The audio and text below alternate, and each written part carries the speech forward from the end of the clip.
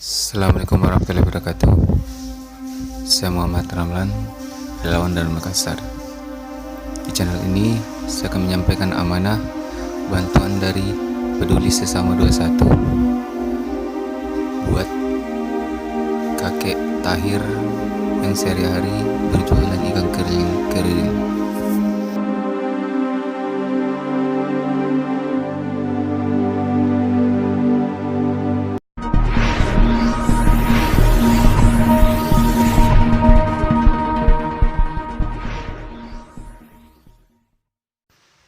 Namanya kakek Tahir, umur 65 tahun, sehari-hari bertahan hidup dengan berjualan ikan kering dari pagi hingga siang hari.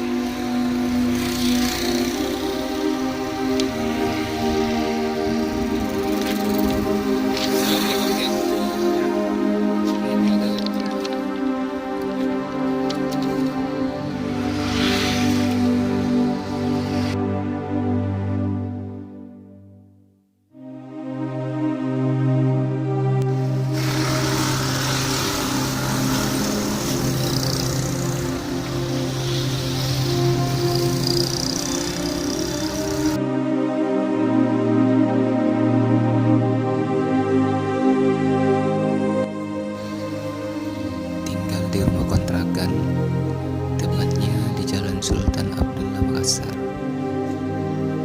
Dari pagi hingga siang hari, kakek Tahir berkeliling dengan berjalan kaki, berjualan ikan kering.